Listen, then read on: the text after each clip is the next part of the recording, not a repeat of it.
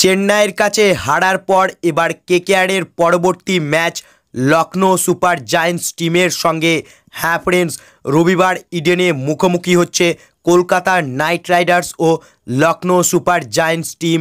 তবে এই ম্যাচে কোন টিম এগিয়ে রয়েছে, তো যদি দুটি টিমের হেড টু হেড রেকর্ড দেখো তাহলে কিন্তু কোনো কম্প্যারিজন হবে না।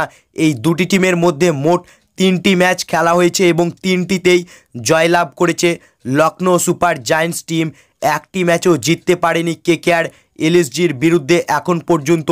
তবে তখন কিন্তু এলএসজির ডাগ আউটে বসে থাকতো গৌতম গম্ভীর, কিন্তু এখন কেকেআরের ডাগ আউটে বসে রয়েছে গম্ভীর। তাই বেশ ইন্টারেস্টিং হতে চলেছে এই ম্যাচটি।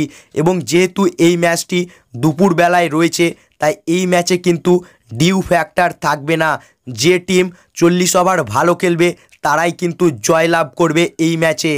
এবং যেহেতু ইডেন গার্ডেন্স একটা হাই স্কোরিং ময়দান, তাই কলকাতা নাইট রাইডার্স টিম এই মুহূর্তে যে এগ্রেসিভ ব্র্যান্ড অফ ক্রিকেট খেলছে এটা কিন্তু শ্যুট করবে এদিন কেকেআর টিমকে। এবং অবভিয়াসলি হোম অ্যাডভান্টেজ তো পাবেই কেকেআর টিম। তবে অন্যদিকে লখনৌ সুপার জায়ান্টসের বোলিং কিন্তু বেশ মজবুত, তাই এই দুটি টিমের মধ্যে এদিন এক হাড্ডাহাড্ডির লড়াই দেখা যাবে। তাছাড়া এলএসজি টিমের নিকোলাস পুরান, কুইন্টেন ডিকক এরাও কিন্তু দারুণ ফর্মে রয়েছে। তাই বেশ ইন্টারেস্টিং হতে চলেছে এদিন ইডেনে এই দুটি টিমের মধ্যে ম্যাচ।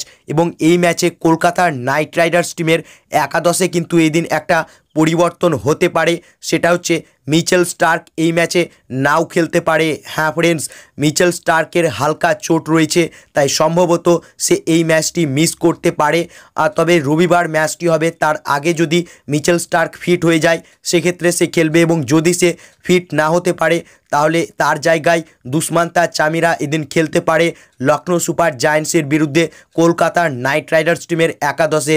বাকি আগের ম্যাচের মতনই কেকেআরের প্লেইং ইলেভেন সেম থাকবে।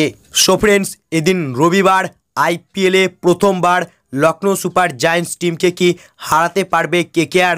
তোমাদের কি মনে হচ্ছে তা কমেন্ট বক্সে লিখে জানাও। এবং ভিডিওটি ভালো লাগলে ভিডিওটিকে করো লাইক, এবং আইপিএল ও কেকেআর সম্বন্ধে আরও খবর পাওয়ার জন্য চ্যানেলকে করো সাবস্ক্রাইব। ধন্যবাদ।